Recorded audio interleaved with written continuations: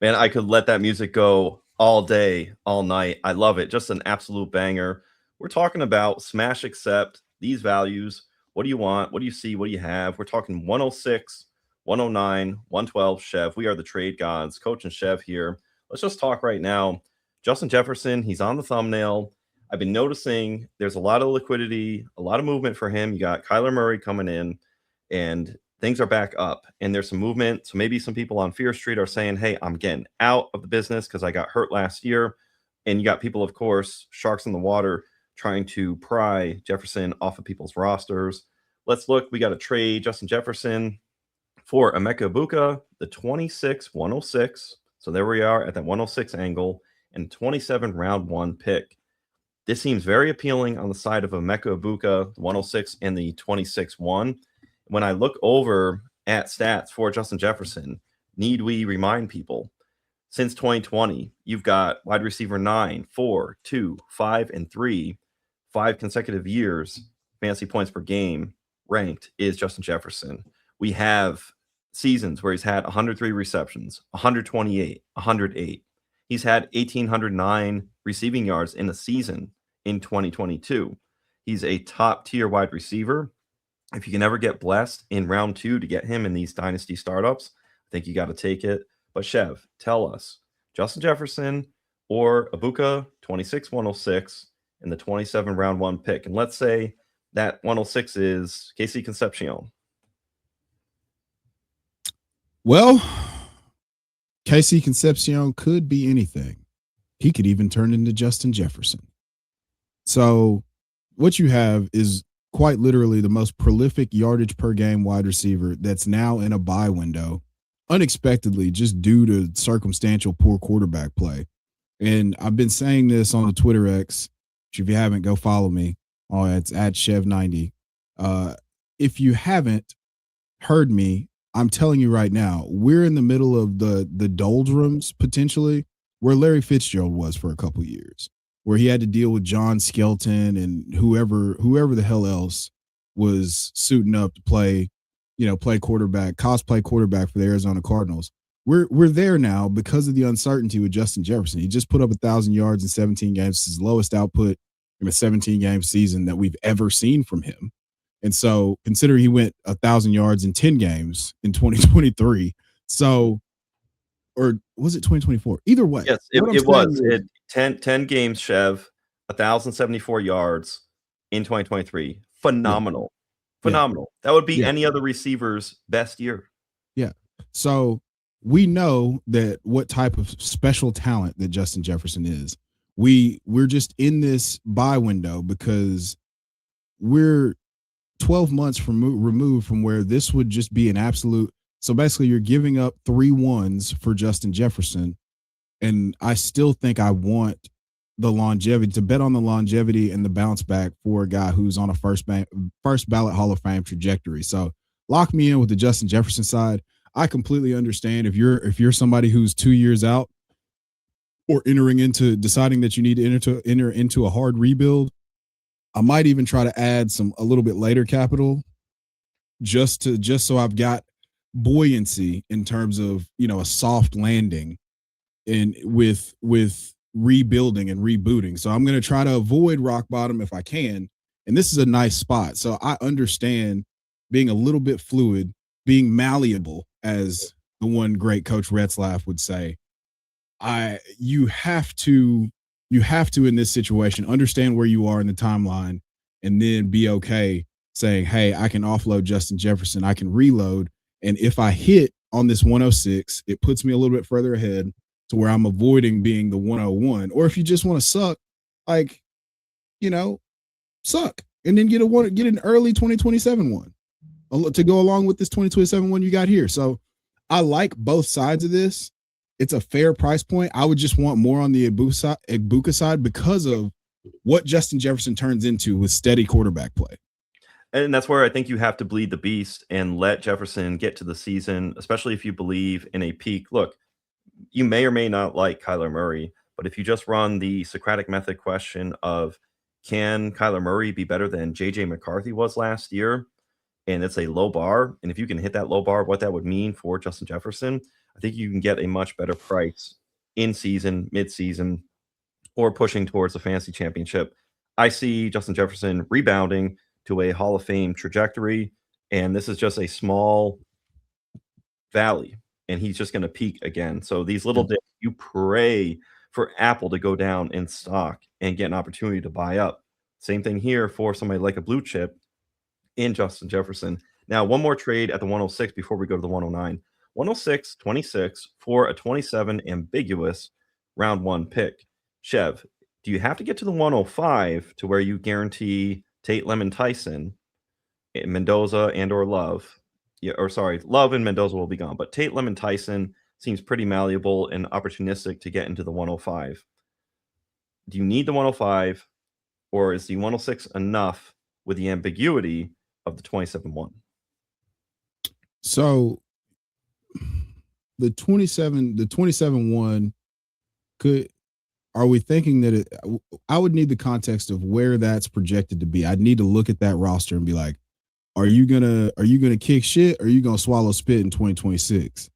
Because that would kind of be the determining factor.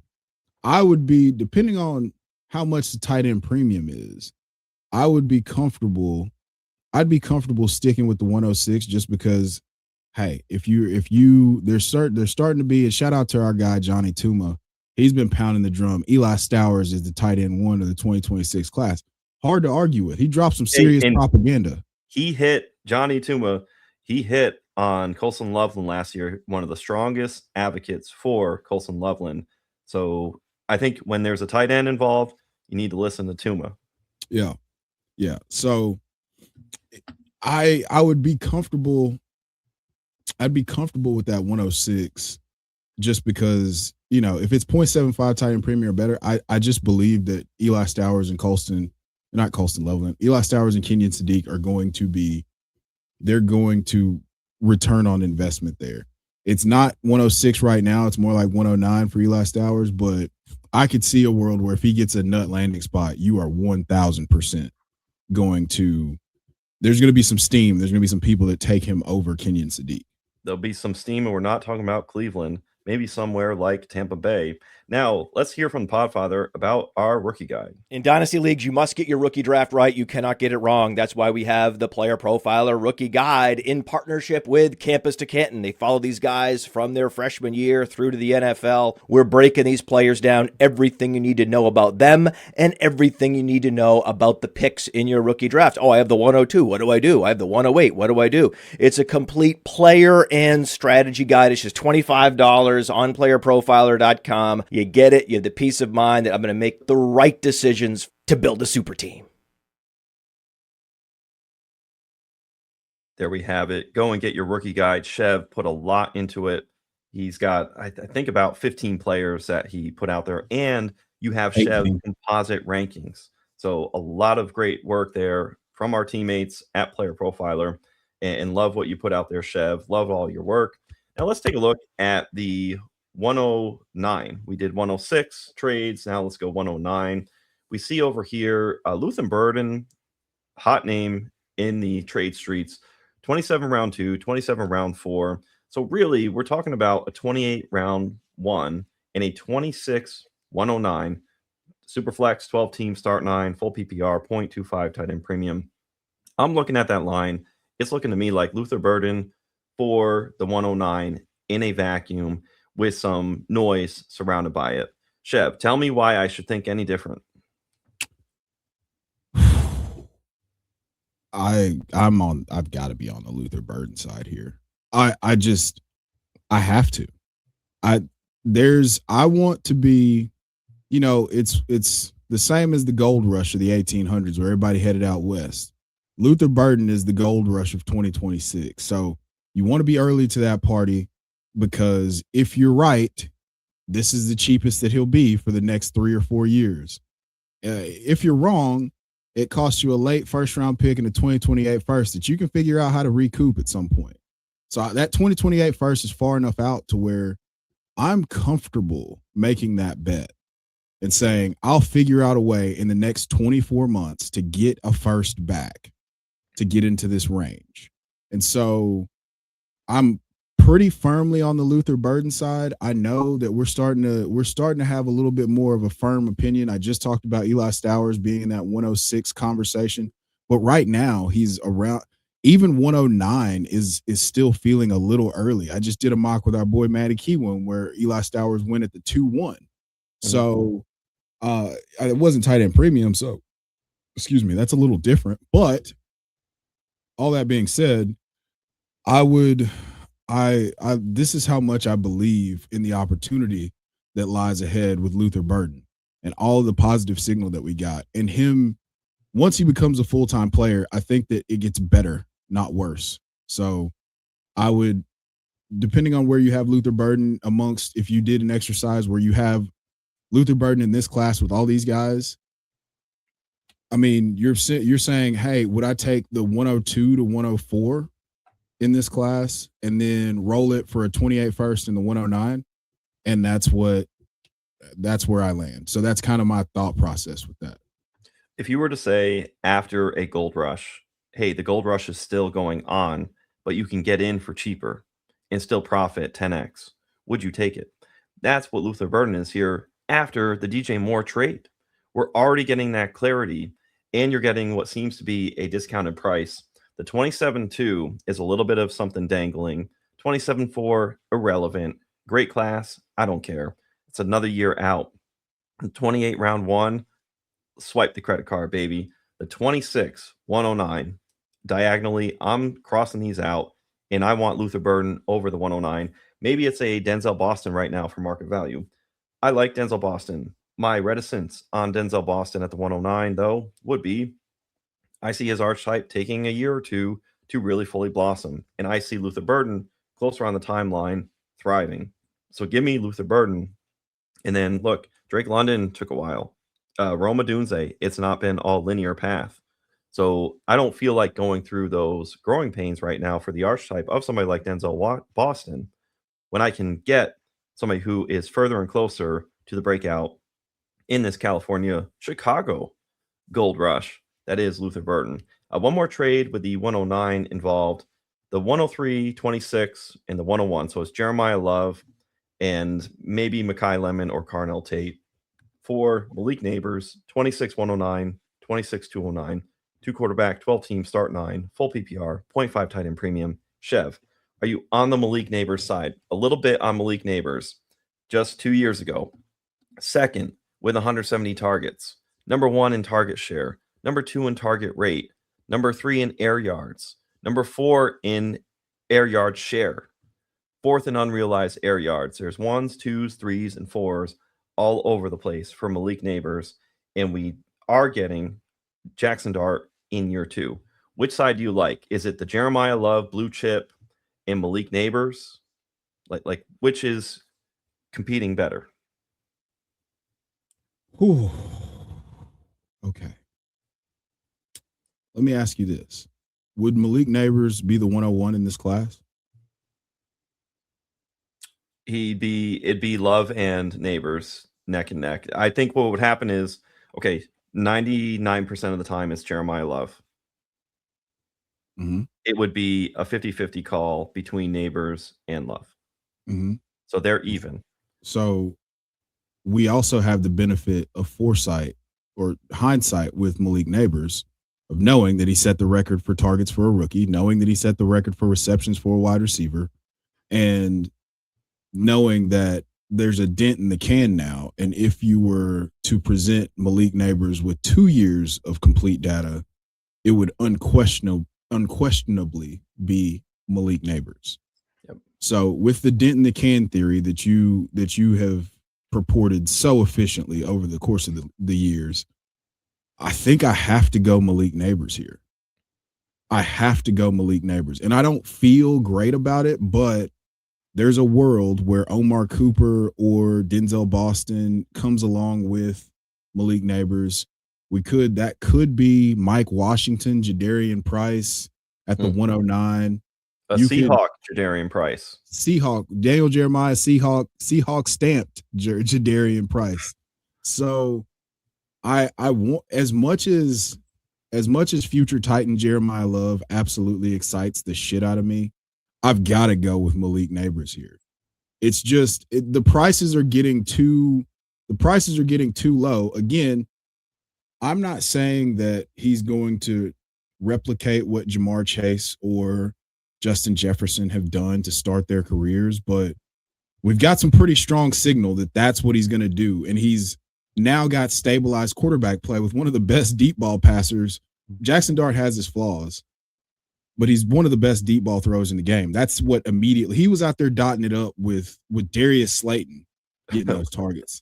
So respect to Darius Slayton in the lineage, but I'm just saying there's levels to this. So I'm on the Malik Nabers side. I didn't think I would ever find a trade where I would be willing to give up the 101, but here we are.